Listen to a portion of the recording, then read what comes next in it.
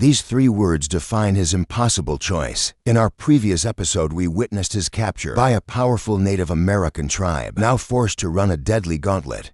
Edwin makes a split-second decision that no prisoner before him has dared attempt.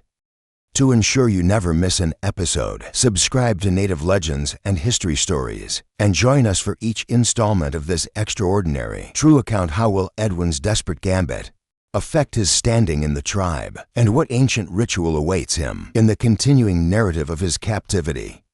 Preparations for the death run. The morning arrived with a grim finality. Edwin Eastman and his fellow prisoners were roughly escorted from their confinement and brought to an open area where they could observe the bustling activity around them. Though their hands and feet remained bound, they were positioned upright on the grassy ground, allowing them a clear view of the ominous preparations underway. I knew our time for action had come. Edwin later recounted, the old trapper had warned us about this ritual, and now we were witnessing the preparations with a painfully personal interest.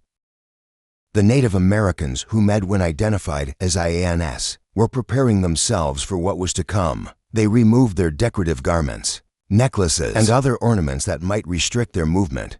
Their actions were deliberate and practiced, suggesting this was a well-established ritual rather than an impromptu execution. What struck me most, Edwin noted, was watching them enter the woods and return with freshly cut clubs. Each warrior tested the weight and balance of their weapon with disturbing familiarity. We needed no interpreter to understand what these implements meant for our immediate future. Several hundred warriors gathered on the plain, organizing themselves with military precision. The prisoners watched in silent dread as the tribal members arranged themselves into 2 parallel lines stretching approximately 300 yards across the open ground. Each warrior stood armed with a club, facing the opposite line, with a gap of 3 to 4 paces between the rows. A tribal elder approached the prisoners and explained the rules of what Edwin later described as their savage sport. The captives would be forced to run between these 2 lines, while warriors on both sides would attempt to strike them with clubs as they passed. The elder offered a false promise. Any prisoner who managed to run the entire gauntlet and reach the foot of the nearby cliff without being caught would be spared.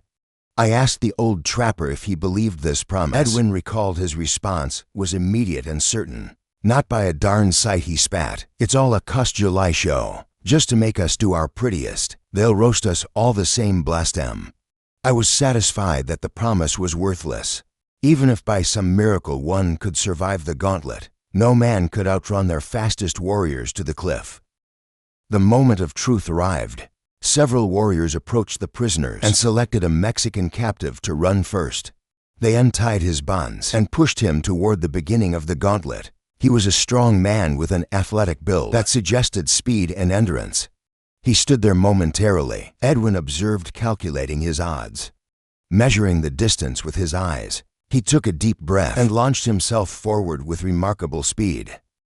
Despite his physical prowess, the Mexican prisoner managed only 10 steps before multiple club strikes rendered him unconscious. His body crumpled to the ground as warriors dragged him aside. His brief run, demonstrating the futility of the challenge. 3 more prisoners followed in succession. Each met the same fate, though one managed to advance slightly farther before collapsing under the relentless blows. None made it even a quarter of the way through the gauntlet. As Edwin watched his companions fall, he realized that conventional approaches had proven fatal. If he was to have any chance at survival, he would need to attempt something no prisoner before him had dared. A bold plan and an unexpected escape. It was now Edwin Eastman's turn to face the gauntlet. The warriors approached him, cutting his bonds and pushing him forward to the starting position. As he stood at the entrance of the deadly corridor, a desperate plan crystallized in his mind. In those few critical moments before the signal, Edwin later wrote, I conceived a strategy so audacious that even I questioned my sanity. Yet facing certain death, even the slimmest chance seemed worth taking. Edwin had keenly observed his surroundings. While watching his fellow prisoners fall, he noticed that, apart from the warriors forming the gauntlet, the rest of the tribal members were positioned behind him. Crucially, the area to his sides remained relatively clear. My plan was deceptively simple. Edwin explained I would begin running, as if intending to enter the gauntlet, but then abruptly veer right or left and sprint directly down the valley, toward the dense forest at its edge. If I could reach those woods and disappear into their tangled depths, I might survive long enough to find an escape route from this natural prison. Even as he formulated this plan, Edwin recognized its numerous flaws. The Native Americans knew every trail and hidden path in the valley. Several warriors would likely outpace him, despite his confidence in his own speed. If caught, he would face punishment, far worse than what awaited him in the gauntlet. Unknown to Edwin at that moment, the valley had only two entrances, both vigilantly guarded. Looking back now, he reflected, I'm astonished by my own boldness. But as the old saying goes, drowning men will grasp at straws. And in that moment, my hastily conceived plan seemed promising. The signal came. Edwin launched forward at full speed, initially running directly toward the gauntlet. As expected, the warriors raised their clubs in anticipation, each eager to land the first blow. When he was just a few yards from entering the deadly corridor, Edwin suddenly pivoted sharply to the right. Summoning every ounce of strength, he burst through a cluster of elderly spectators and onlookers who were watching the proceedings. Despite their surprised attempts to grab him, Edwin broke free in seconds and sprinted down the valley, with the entire tribe in pursuit, their angry shouts echoing behind him. About half a dozen warriors, faster than their companions, pulled ahead of the main group. For a brief, hopeful moment, Edwin maintained his lead, but soon reality set in. His initial burst of adrenaline began to fade. To my alarm, Edwin recounted, I found myself growing weaker with each stride. My legs felt increasingly heavy, my breathing labored and painful. The forest edge seemed tantalizingly close, yet impossibly far. Glancing over his shoulder, Edwin saw one pursuer had closed the gap to within 200 yards and was gaining rapidly. The tree line was now visible ahead, and Edwin pushed himself beyond his limits to reach its protective shadows. With the forest just 50 yards away and his closest pursuer only slightly farther behind, disaster struck. Edwin's foot caught on an unseen obstacle, sending him tumbling to the ground. He scrambled to his feet just as the warrior reached him. Fortunately for me, Edwin noted, he had discarded his club during the chase to increase his speed as he lunged toward me. I met him with the most powerful punch I could muster, striking him directly under the chin. The blow connected perfectly. The warrior fell backward, momentarily stunned, and sprawled on the grass. Edwin turned immediately toward the forest, ready to plunge into its protective undergrowth. As he took his first step toward freedom, the dense foliage parted directly in front of him. Edwin found himself face to face with an enormous Native American warrior of unusual appearance. The shock of this unexpected encounter paralyzed Edwin briefly for a critical moment. I stood frozen, Edwin recalled. Not so my new opponent. Assessing the situation instantly, he lunged forward and pinned me to the ground with seemingly effortless strength. Edwin quickly recovered from his shock and struggled frantically against the giant's grip. But his efforts proved futile. By now other warriors had arrived at the scene, including the first pursuer, who had regained consciousness. Enraged by his humiliation, this warrior drew a knife and moved to kill Edwin on the spot. In a surprising turn of events, the giant warrior intervened, blocking the attack and severely reprimanding the would-be killer in their native tongue. Though Edwin couldn't understand the words, the authority in the giant's voice was unmistakable. Under the giant's orders, Edwin was bound again and placed under the guard of two warriors. They marched him back through the valley, past the disbanded gauntlet, and returned him to confinement. My desperate gambit had failed, Edwin concluded, yet something about my attempt seemed to have caught the attention of the imposing warrior who had captured me. I couldn't know then how significant this encounter would prove to be.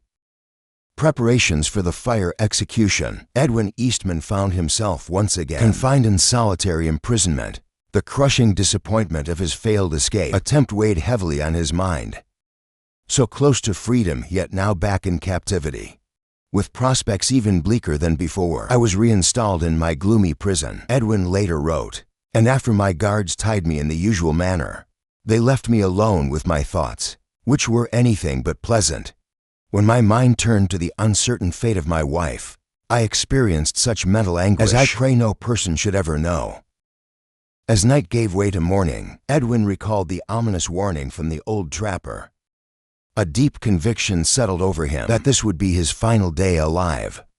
The tribal members provided him with the customary meager meal, and approximately an hour later, guards removed him from confinement and brought him outside. Edwin was reunited with his fellow prisoners on the open plain. The captives were securely fastened to stakes, but positioned upright, allowing them a clear view of the disturbing preparations taking place before them. It became immediately apparent that our captors wanted us to witness every detail of what was to come. Edwin observed on the level ground facing their temple. Scores of muscular warriors worked diligently, driving massive wooden posts into the earth in a semicircular arrangement. The prisoners watched as numerous tribal members ventured into the nearby woods with tomahawks in hand.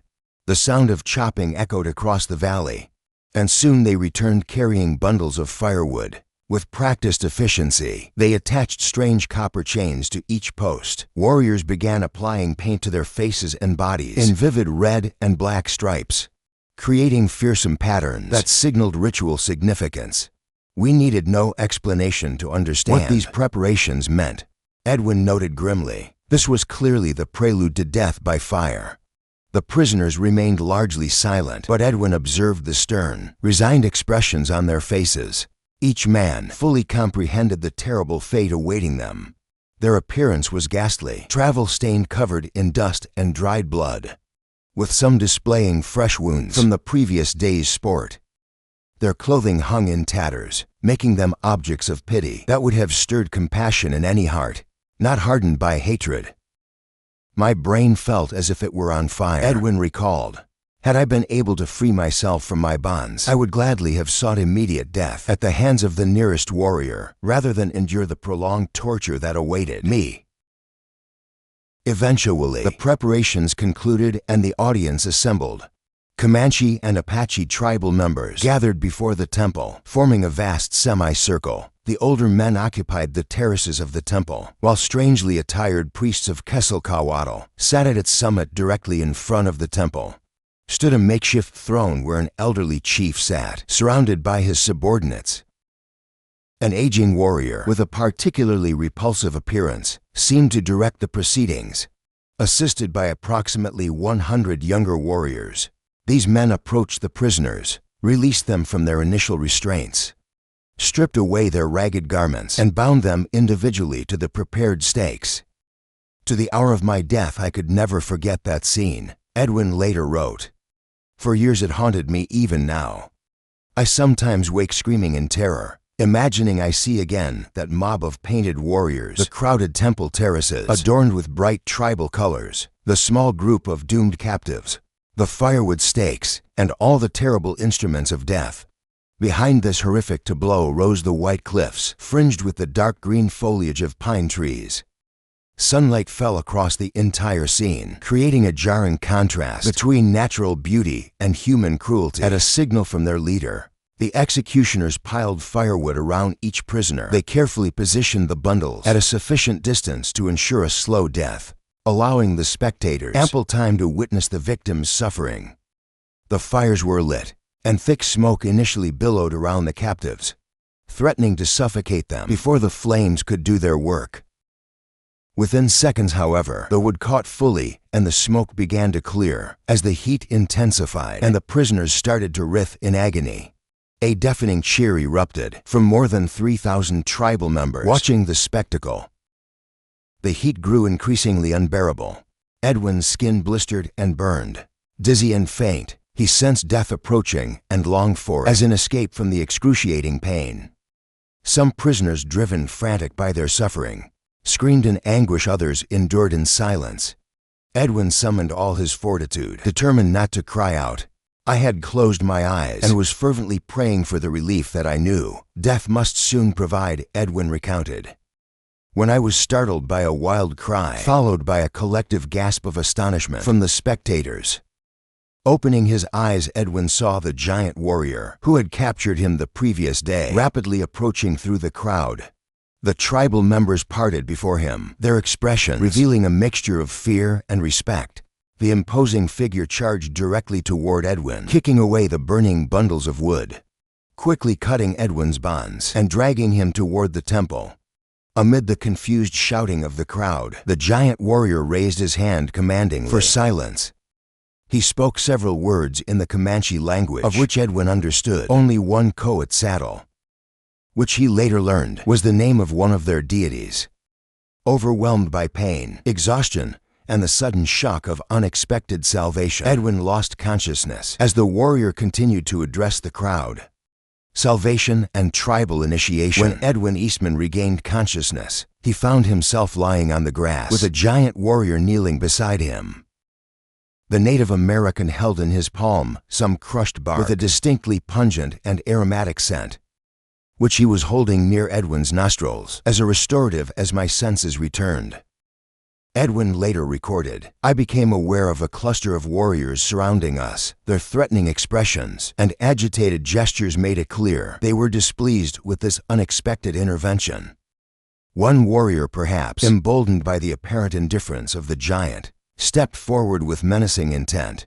He unsheathed his knife and raised the long, glittering blade above his head, poised to plunge it into Edwin's defenseless body. In an instant, the giant warrior, whom Edwin would later know as Walmekla, sprang to his feet. His imposing figure seemed to grow even larger as rage transformed his features. With lightning speed, he seized the would-be assassin by the throat and hurled him backward with tremendous force. The man went careening through the crowd before crashing to the ground several yards away. Turning to the remaining onlookers, Walmekla delivered a sharp rebuke in his native tongue. Though Edwin couldn't understand the words, the authority in his voice was unmistakable. He gestured for the crowd to disperse, which they did without hesitation, leaving Edwin alone with his unexpected protector. From the nearby temple, Edwin could clearly hear the crackling of flames and the agonized wails of his fellow prisoners as the fire consumed their bodies. Their cries of pain mingled with the triumphant shouts of the spectators, including women who filled the terraces of the lodges and temple.